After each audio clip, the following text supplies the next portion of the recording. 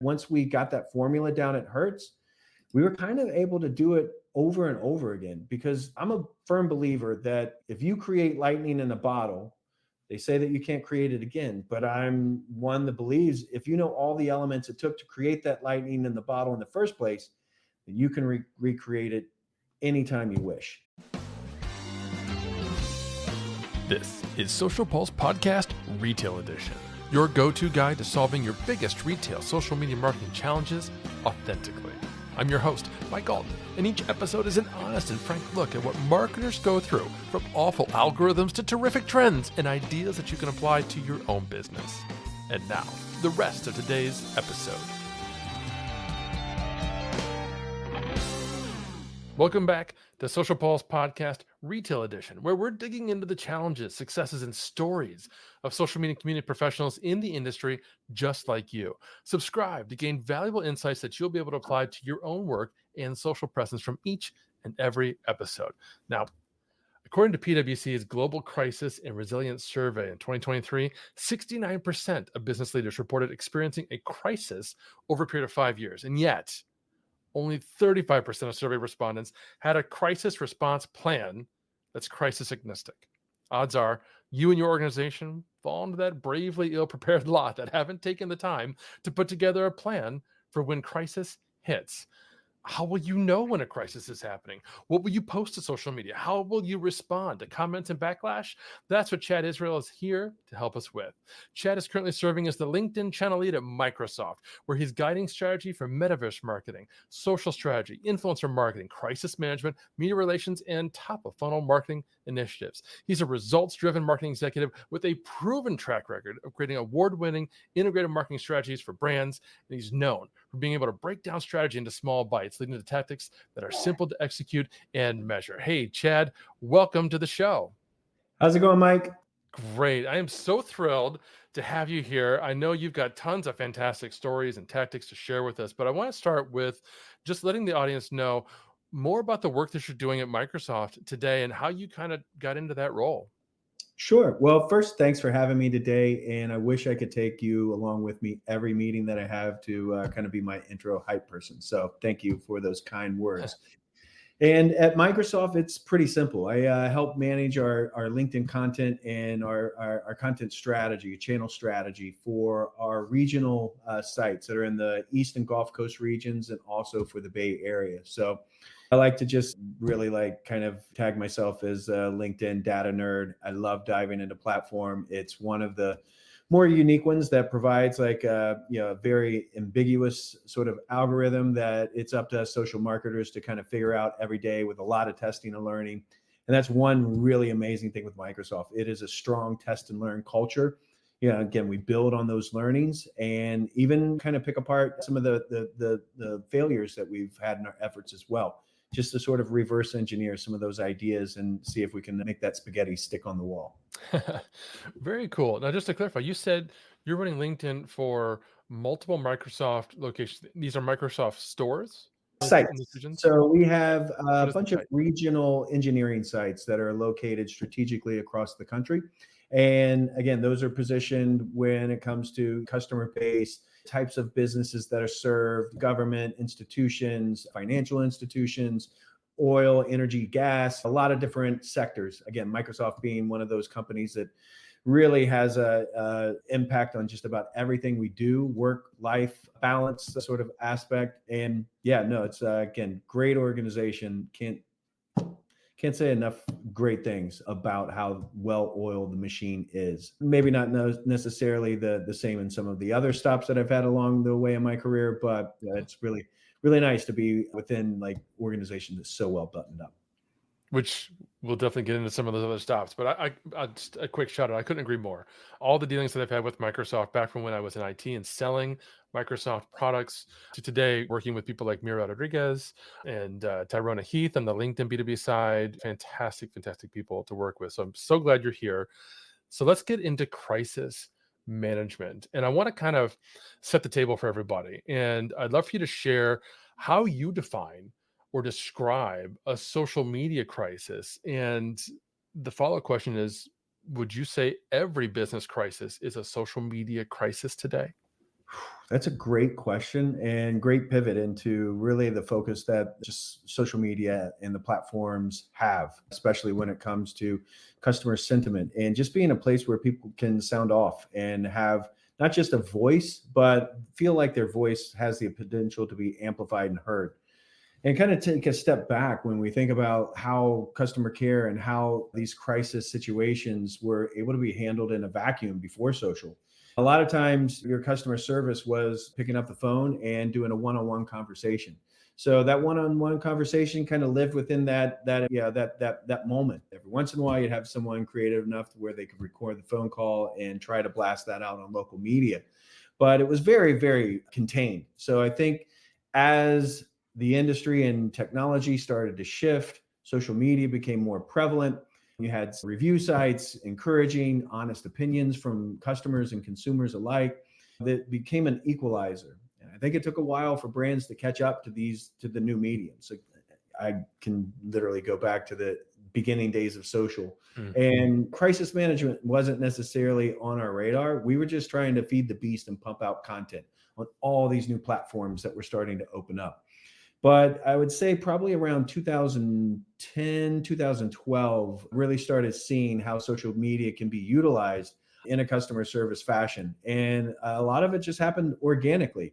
People going to Twitter, noticing that there was a brand handle and just started tweeting all caps, just nothing but hate and vitriol towards a brand. Kind of shifted over to Facebook as well. Facebook added another community element to it to where people could just pile on, maybe even create a private group about a brand. And brands were totally blind to what was going on within social. And that was kind of like, yeah, a segue into when I began at Hertz back in 2016. Yeah, we were in the spin mode. We had an aggressive marketing budget, and social had a really great sized portion of that. But I had some fear and hesitation when I actually got into the organization. Didn't even look under the hood a little bit, but for every post that we would put out on Facebook or Twitter, just talking about how great a convertible might be to rent in California and Florida, we would have anywhere from 20 to 30 comments talking about customer service issues or things that were kind of getting in the way of a good customer experience. And so I was a little hesitant to invest a lot of money into media and into our social content without having that customer service aspect shored up. So again, that kind of opened that door a little bit into how I started to really see social being a great complement to social care, customer care, and then in particular being able to manage large crisis management situations, but even being able to put out those small little fires before they become into wild raging fires. Social is a great sort of bellwether or indicator for you to sort of pick up on some of those issues before they boil over.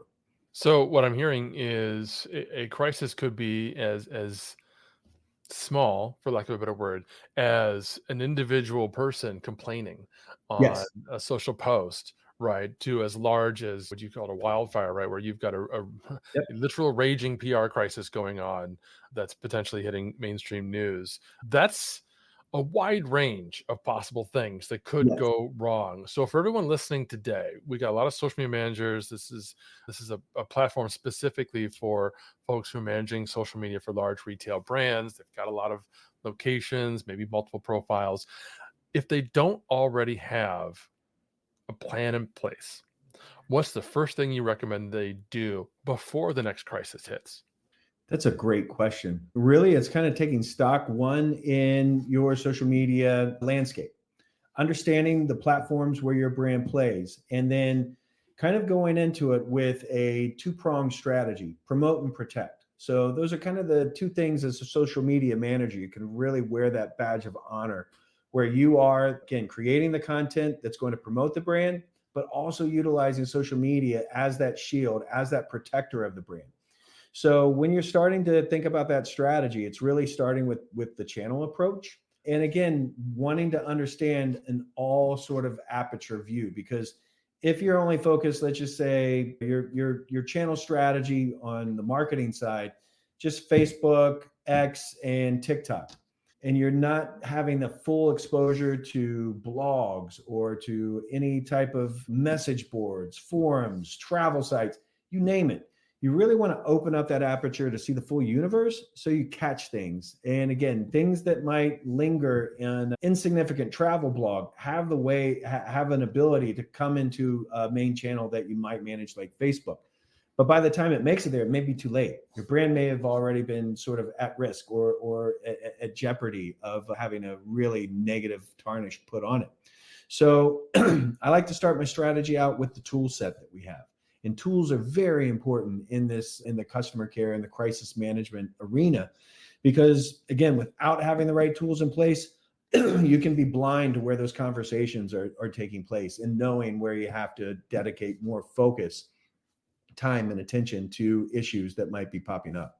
So definitely when it comes to that strategy, start with your channel and then make sure that you have the right listening tools in place. That's not just covering the channels that you're managing on a day-to-day basis, but also some of those blind spots that you might have as well.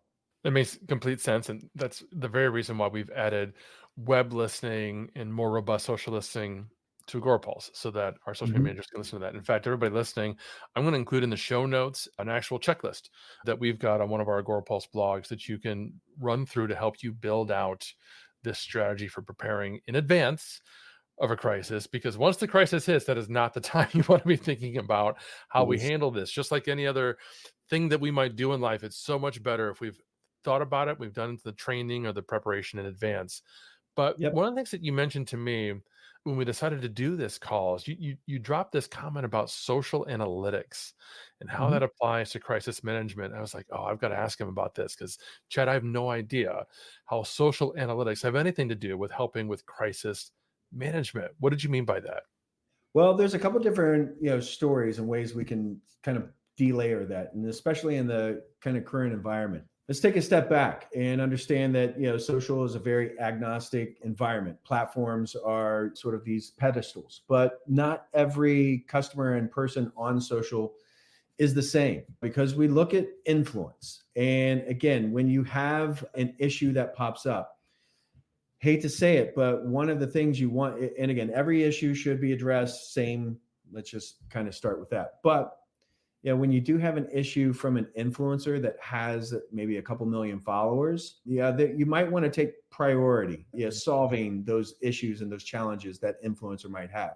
So that's where analytics come in. Being able to kind of really dive in, slice the information and the data that you get from your listening tools to create almost like an internal or a priority list. And a lot of tools do this right now, being able to segment by reach, amplification for some influencers. They even identify influencers as well who are mentioning your brand. And again, if anything moves into that negative category, this gives you a quick ability to really assess and triage the complaints, the issues that are coming in. If it's something that is very topical, it's sort of like all alarms are going off at the same time. That's where you really want to sort of address those sort of priority lists that you might want to assign to different people that you're working through your response strategy with. Because if you are able to satisfy or appease one of those top influencers, that can kind of cascade down to the larger audience as well. So again, you might be able to save yourself some time and headache by strategically going about addressing some of those issues and concerns, relying on the data.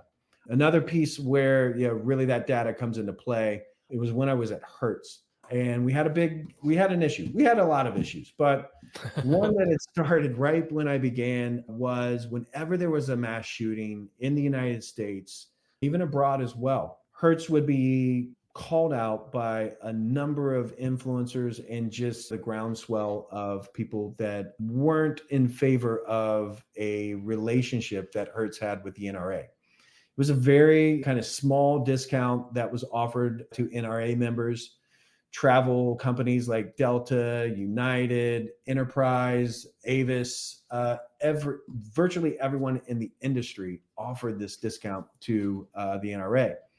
And you'd have a mass shooting, you'd have a few days of boycott, PR side telling you just put your head in the sand and this will all blow over, it'll go away. Yeah, usually it did. Every once in a while, we had a little long-term effect, maybe Chelsea Handler or Bette Midler, a couple influencers that would specifically call out Hertz for a boycott list. And I would watch and monitor our social media analytics boards that we had. A couple of companies we were using at the time, I think was we had Brandwatch. I believe we also we didn't have Crimson Hexagon, although I did have access. I was utilizing that tool through another agency. And we had a few other proprietary tools that we had. Conversocial that was connected to our social media response, tied to our traditional customer service call center, and then a few other miscellaneous tools that were in the mix. So I would basically look to see like when things hit like a 60% negative, okay, sky's not falling yet, 80% negative, okay, the sky could be following. Once we hit like a 90% negative, which was very rare, and it only happened after the Parkland shooting. And that was the one that I think was a tipping point for a lot of brands, especially ours, because we had some specific shout outs, call outs from David Hogg and a few of the other students who were victims that day. And they astutely noted that Hertz was only about an hour and a half, 2 hour drive from Parkland. So they were organizing a physical boycott that was going to come to our facility. And right after he was mentioning this boycott, our negative sentiment was spiking at about 98%. Never seen it at 98% before. That was a number I was able to take up to the C-suite and really elevate quickly, because it was a hot issue. And the fact that someone was going to organize a group to come to our headquarters that a few days later, that was enough for me to get the attention for some folks that could put some action into what our decision was going to be. And then shortly after that, we were also watching what our competitors were doing. The day before, Enterprise and Avis both rescinded their discount agreement with the NRA. I was able to, again, this is all on my dashboards. I'm able to take that data, send up to our senior leadership. So now to acknowledge our two main competitors have taken this stance against our NRA. We've never been able to make this argument before. So we've got data, and now we've got what our competitors are doing as additional support to make a decision to sever the ties with the NRA. I think the decision came at about 4:10 on a Friday that we could do it. And so we decided to do it differently than what the other brands were in the travel space, that were just doing it in customer service responses, not necessarily putting some ownership over it. We put a stamp on it and simply made a tweet that we're severing the ties with the NRA. And within an hour, I think we had close to 100,000 likes on Twitter. Ended up having over 300,000 over the weekend period. But that also dovetailed into other companies like Delta, like United, like Marriott, like Hilton, all the other travel brands over that weekend followed our lead. And it ended up being a kind of a crazy marketing windfall for the brand, because we were also assessing earned media value. That tweet that we put out was shown on every major news broadcast throughout the weekend, even on the Sunday morning shows. And so even when they said Delta made their announcement, they showed the tweet that we did from Hertz. So huge impact for the brand. And even like about 3 hours after we made that decision, we saw a major pendulum swing from 98% negative to 96% positive. And again, it was something that we all felt good about making that decision. But let's just say there were some additional repercussions, because we live in a polarized society, if someone's been living under a rock over the past 10 years. And for half the country that believed this was a good decision, there was another portion of the country that didn't think that this was a good decision. So Monday morning, I had to answer to those voices and also come up with a replacement, because we were losing $3 million worth of business that the NRA membership discount brought in. So that's where the strategy cap came on. That's where kind of pulling in some other thought leaders throughout the organization to come up with a quick reactive plan. So again, your social crisis management strategy shouldn't just be limited to like some responses and call it a day. Like, what's the next step? How are you actually taking a more like thoughtful approach to things, because again, every decision that you make impacts someone negatively or positively. And again, we want to get it right in marketing. And again, we do like, we like Michael Jordan said it best. He sells tennis shoes to both Democrats and Republicans. We rented cars to both Democrats, Republicans. How could kind of we make that right? Because we did start to see negative sentiment and boycotts for the Hertz brand tick up the week after from the opposite end, from the supporters of the NRA. We had a brilliant idea and opportunity that came to partner with NASCAR and sponsor a NASCAR team. So this is where the data sort of nerd in me really came out again, because I was tracking all of the profiles and all the people who went from neutral to negative after we made the decision. And just it was more like, I think, more entertainment value for me and some of the partners that I had. So after we had those boycotts, never rent from Hertz again, you drop the NRA, literally the day that we announced we're doing William Byron Hertz car with Hendricks Racing Team, the 60% negative group from the NRA, no joke, went 90 plus positive. There were 30 plus profiles that I had sort of put to the side as never rent from Hertz again after the NRA decision, literally saying side by side quote tweets, never rent from Hertz, but as soon as we announce our NASCAR, love Hertz, can't wait to rent from them again. So again, this is where like crisis management comes into crisis marketing. So how can you like almost like pivot around the sun and create a positive momentum, a positive like sort of outcome off that negative occurrence? And again, that was something that once we got that formula down at Hertz, we were kind of able to do it over and over again, because I'm a firm believer that if you create lightning in a bottle, they say that you can't create it again. But I'm one that believes if you know all the elements it took to create that lightning in the bottle in the first place, then you can recreate it anytime you wish. And so that was, again, credit to the leadership that I had at Hertz to really challenge me to go under the hood, to really find some additional solutions and some insights and some programs and decisions. And oh, by the way, to replace the income we lost from the NRA, we developed a partnership with the NEA, the National Educators Association. Really smart move that we did. And we offered them 40% off on their first vacation with a special rental code that we gave to them. And so we actually like pretty much doubled the revenue that we lost from the NRA by partnering with the Teachers Association.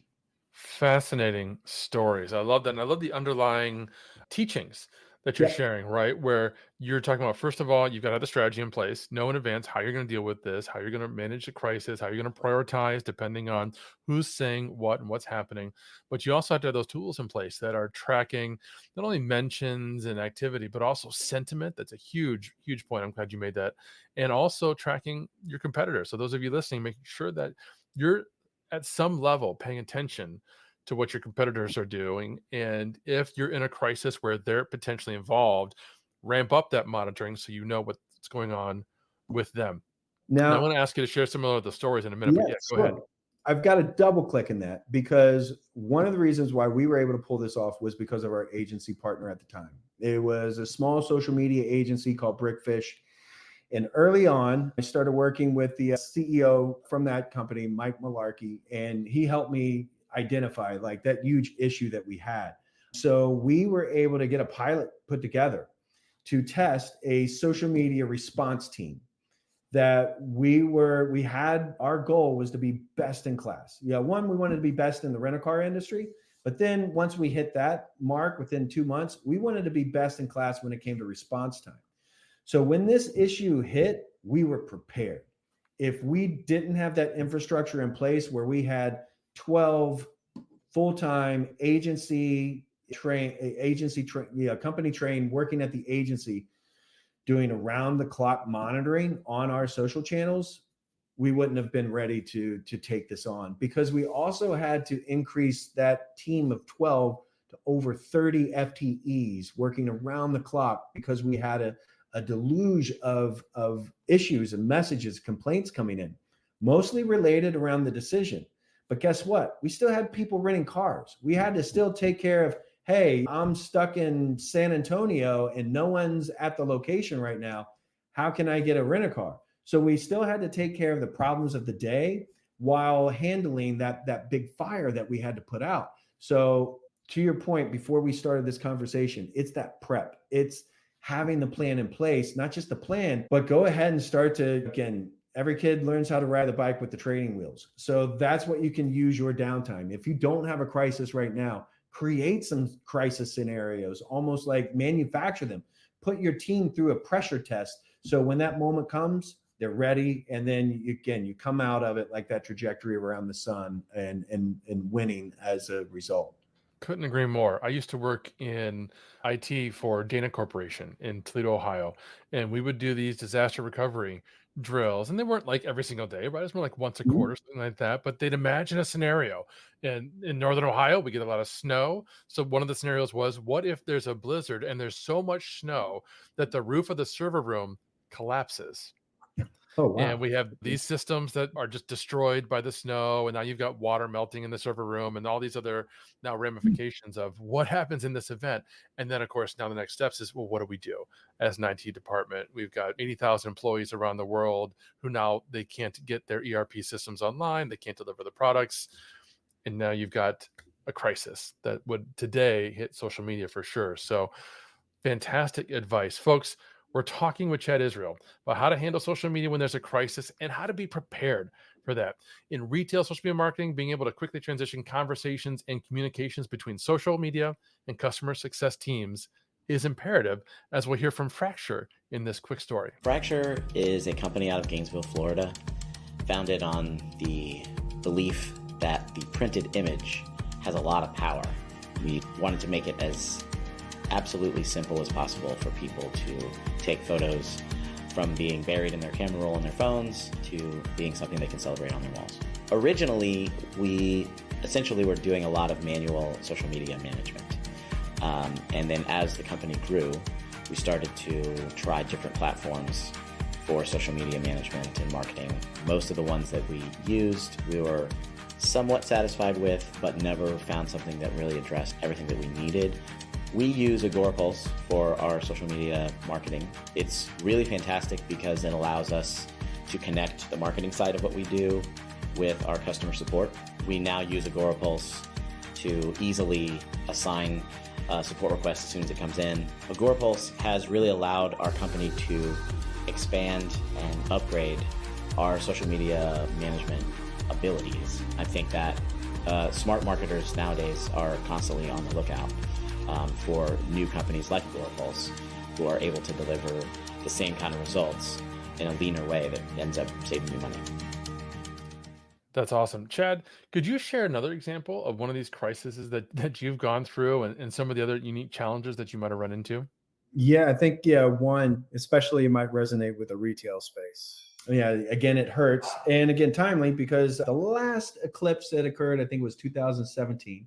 Internally, we called it the eclipse apocalypse because we had an issue. And yeah, it was like one of those, Houston, we have a problem, where I believe it was Austin was the location. And it was kind of in that totalis sort of zone. So a lot of people were traveling to that area, that region, to watch the eclipse. And we overbooked. And so we overbooked by a lot. And so to rectify that, we had someone at our local office make calls to everyone. I think there were 136 people who were displaced that had a rental, that were told, yeah, well, yeah, sort of last minute, within like a few days of their trip, that their vehicle was not going to be available. So this backlash made its way all the way to Good Morning America. And they had kind of like an expose where they went through the sort of the process of being one of the people who didn't have a rental available, and they recorded the call that our customer service rep locally had given them. So they ran with the story that it was a bot that we were using, and I started freaking out because I'm asking around the entire organization, are we using bots like for our customer service response and for voicemails and stuff? And Nowhere within the organization could I find anyone who was using bots. So I'm like, okay, this is troubling because this is on national news that we're using like bots to tell people their rentals are not available. How impersonal is that? Like, it goes against everything we're doing on this new customer care revamp and wanting to add that personal touch and that element. Well, it just so happens that the person at the location who was making the calls was autistic and had a robotic delivery with Mhm. everything that he did. So every call that he made had the same inflections, sort of the same script that he was following. So again, little egg on the face of ABC for getting that piece wrong. But what do we do to make it right? There's 136 people who are now stranded. And again, to that, how can we turn this negative event on social media into something positive? So this is where, again, leadership. We fell on. Yeah, we had a great leadership team that kind of fell on the sword, and we were able to transport on a car trawler 136 automobiles from around the country to come to Austin to fulfill those car rental orders. I think the cost of the rentals in total for the one day was like less than like $1,500, but we spent over $30,000 to transport those cars and those vehicles to get to the customers. Again, huge win because everyone who got a car, we got positive like media, we got additional local positive media that came out of it. So we were tracking that earned value that we got from that action. So again, this is where our social listening, our customer service, our customer response, our crisis situation sort of strategy all came into play real time. And within like 48 hours, we were able to solve a major issue and again, come out ahead from in that situation. Love these stories because you're illustrating a couple of truths, I think, about crisis management. One of which is when it's an issue where the customer is being negatively impacted, you need to go Mhm. above and beyond, obviously, to Yes. make it right. And I say obviously, and yet we know many brands, apparently it's not obvious. That's what you need to do in order to make it right. That's how you're going to stop it from becoming a worse crisis than it is. The second truth, I think, here, again, this is just kind of me picking up some of the undertones here, which is that we don't necessarily need to respond instantly to a Mhm. crisis, even though Yeah. that may be our gut response is to just, oh, let's get a tweet out there, do something. No, I mean, you talked about how it took 24, 48 hours. The overall response, which was more than just what we say, it's what we're going to do and how we're going to address this and make this right. And by taking that time to come up with a solution that actually works, that also in turn contributes to the solution for the crisis itself. Yeah, and it's you make a good point. You're going to take some fire in that time frame before you get that right message out. And it's not just the message, it's the solution. To your point, Yep. it's how do you go above and beyond for the customer? The customer doesn't care about a response. Yeah, no one cares about a response. They care about the action. And it's if you get that part right, your job as a social media manager is almost like done for you. All you have to do is put that like correspondence and that whole arc, if you will, because there's a story there. There's a problem. There's people trying to work on that solution, and let's just say that fails. You've got some really great ingredients to a rich in-depth narrative. And again, as a social media manager, you want to take those opportunities and not just let them sit on the shelf and be like some good experience, but how can you like take it that next step and create a positive story about it around it, and maybe an expose, maybe again you bring in some of the people affected, and we did do some additional surprise and delight elements, gift bags, that sort of stuff, the glasses, making sure they were all prepared. But you're right, it's like when you get that, you hate to say you look at crisis situations as a gift, but if you treat them the right way, they really are. Because again, I'm not one that believes that organizations and corporations are people, but according to the government, they're treated as one. But at the end of the day, when a company or an organization or corporation humanizes itself, people relate. And that's something that not a lot of like brands have the ability to do. But if there's any of that a part of your DNA, push it, champion it, challenge leadership. Because again, if you have that data in front of you and they're saying something else, they're saying that from not an informed stance. You have the information. You have, again, data is power.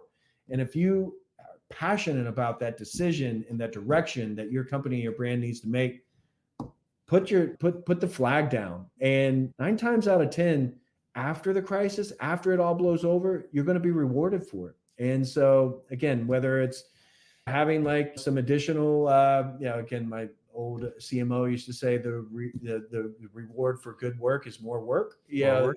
that's validation to what you're doing, and that leaders in your organization have faith, trust, value in what you do and how you're really thinking about the company first. And you do that by thinking about the customer, because without the customer, without a client, you don't have a company. So again, it's sort of like really get down to the basics and who are we here for? And again, we're here to serve the customer. And that's bottom line, kind of how you have to look at like that crisis sort of management. And again, I call it, if you do it right, it becomes crisis marketing, because it's a way that you really are able to show like that humanization of your brand. And to your point, a lot of companies kind of get that wrong. Yeah, that's such a terrific point. So those of you listening, have that plan, have that strategy documented, work on that now, get management buy-in that this is how you're going to play or have a playbook for a crisis when it occurs, and then have the strength and the bravery to stand up to management, the CEO that wants to put out a tweet with a picture of a letter he's written addressing the crisis in that moment. And that's not the right move. You know it. You know that's not going to appease anybody. It's just going to make it worse. Refer to the playbook, refer to your data, go with your gut instinct. Absolutely. Couldn't agree more. Thanks for sharing that, Chad. I want to pivot a little bit. Sure. And talk about social media in general. One of the things we'd love to know is how the people we're talking to are actually measuring the impact of social media on their business, because that's been something that a lot of people have really struggled with for years. We go to Facebook or LinkedIn or X, and we get some metrics from those platforms. We get reach or impressions, we get some likes and engagement metrics, but that doesn't move the needle for our businesses. In your experience, how have you measured that business impact? That's a great question, and you have another hour for us to dive in and properly. But I was in this position, and again, anyone who's been at a corporation, you've probably at some point heard the term EBITDA. And once you hear the term EBITDA, you know, like all hell's about to break loose within the next quarter or two, because they're literally looking at the price of staples that go into the stapler, and did that actually need staples as opposed to a paperclip? You get into this really crazy world of micromanaging every dollar. So when that happened, I kind of took the step back and I looked at old analogy that I got from my grandpa. Dollar saved is a dollar earned. So I started looking at all the different places where social media made an impact on the business. So I started looking at SEO. I started looking at CRM. I started looking at, what else was it I opened up? There was another Pandora's box. Well, customer care, that was one. Loyalty, that was another one. So when you look at everything that we're, as an organization, you're investing your dollars in. And some organizations do have a multi-touch attribution, the way that they model at just that last click or where the revenue is coming from. A lot of organizations don't. So this is where you can really beat the social media drum, because we see that when social media sort of is utilized in an integrated marketing fashion, it complements and lifts just about every other marketing tactic that we do and we deploy. So that CRM, you've got your emails going out.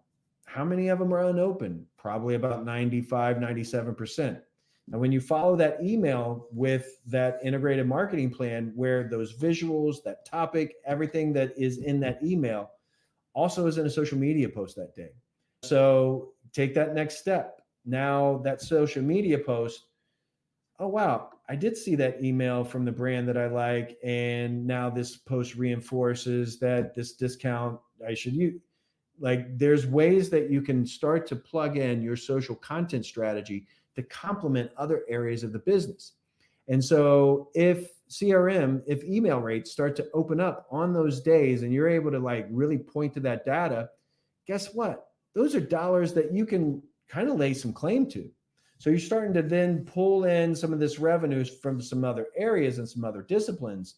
And that's really going to help to bolster that that real argument that social media is more than just like your last resort. This is like the tip of the spear when it comes to your marketing efforts. Same thing with paid media.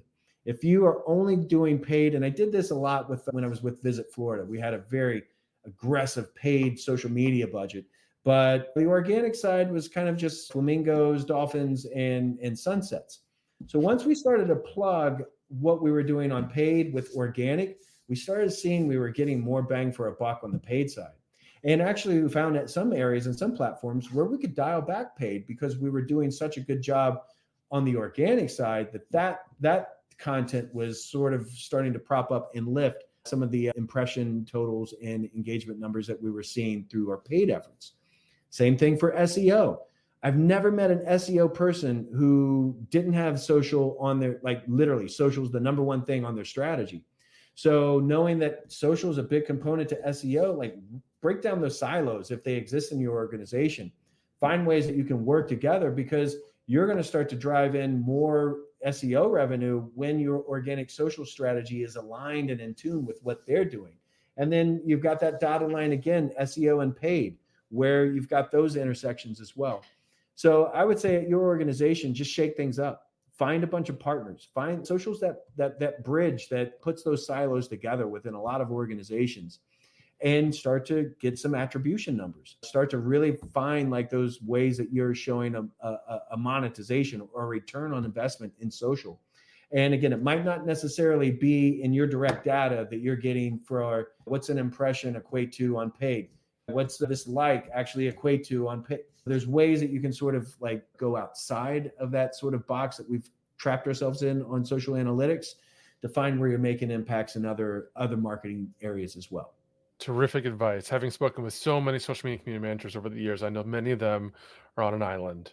And if they have any interaction from the other departments, it's the other department sending the social media manager, hey, tweet this, share this, we're doing this, whatever.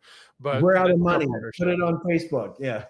Yeah, right. We're running a flash sale. Here you go. Push this in the next hour. Yeah. But instead, reach out, form those partnerships and relationships with the other departments. See how you can help them. If you're using Agorapulse and you're sharing blog posts to your social channels, all those links are going to be tracked. You'll actually get attribution capability through that. Chad, this is so fantastic. I've got just a couple more quick questions. The first is, what other tools are in your kind of tech stack today that we haven't talked about? And what are a couple of resources that you turn to for news? Social media continues to change every single day. LinkedIn's coming out apparently with vertical video, which sounds really cool. Where do you find out about that kind of stuff? Well, I live in LinkedIn, so that's probably one of the primary places where I do my reads. There's some, I call them influencers, thought leaders that I love to follow. And again, when they have an interesting sort of, want to call it just the copy frame that you've got on LinkedIn, that's what you're pulling people in. And again, just advice when you're on LinkedIn, keep your copy kind of short, tight, succinct. You don't have to do a diatribe in your post. Bring someone out of LinkedIn onto the channel, onto the blog, or the place where they have the ability to absorb that long form content. The other place the other tools, while I was at Fleischman Hillard, I had a really cool assignment which was really kind of creating the Death Star with all the social platforms and analytic tools that we had under the Omnicom umbrella. So I got really exposure to a lot of cool ones that I didn't have in other places, like Talkwalker, really cool analytic piece to it that can determine the velocity of a post and kind of really neat proprietary elements that feed into that. Brandwatch, another tool, just sort of tried and true when it comes to social listening and engagement. I live in Sprinkler every day, so I got to give a shout out to Sprinkler as well. And Sprinkler's really advanced throughout the years from just being like a Hootsuite on steroids to really being a full social listening suite, and offers a lot of different elements and variables to their product as well. Some of the niche ones that I've been able to use, Tap Influence. If you're an SEO expert or SEO novice, don't know anything about SEO, there's a small tool called Pi Data Metrics. They're out of London, and they're just fascinating at what they can do when it comes to search data and how you can start to readily and quickly apply that search data to your content strategy. Big brands like Nike, GM use those platforms regularly. kind of a few other ones as well. There was one PR called Q that did cultural prediction. I'm always big on trying to predict future trends seen around corners. And so some of these kind of tools that have some proprietary elements to them that are pulling in a lot of different data sources, so they can know when just the color maroon is going to peak. Those are little anecdotal tidbits I love to incorporate into social strategy, because again, it all does resonate and all helps. And if you can be ahead of the curve, especially in social, it's always going to kind of help improve your skills and your capabilities.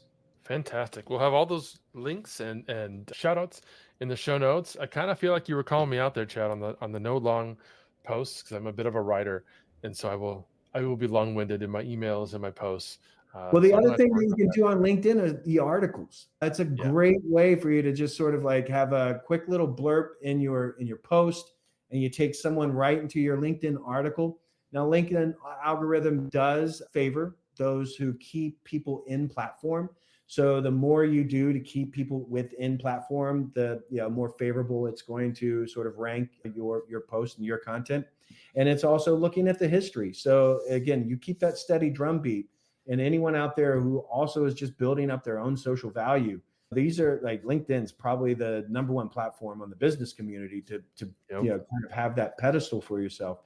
Kind of really hone in and start to get on the radar of some brands that you'd like to work with or work for. It's there's a lot of tips and tricks we could go into some additional sessions on. And again, anyone want to reach out, I'm more than happy to just keep the chat going and answer any questions that anyone might have.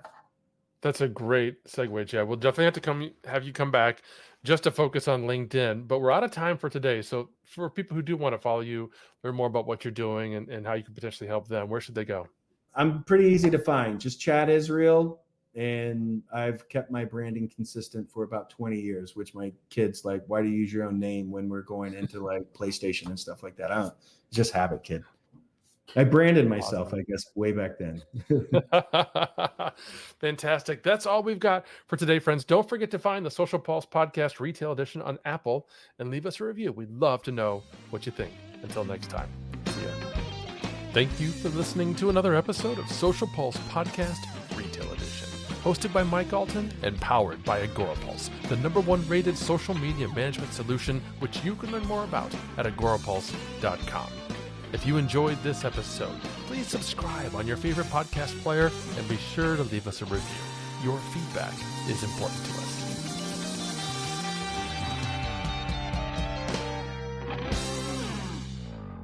This podcast is heard along the Marketing Podcast Network. For more great marketing podcasts, visit marketingpodcasts.net.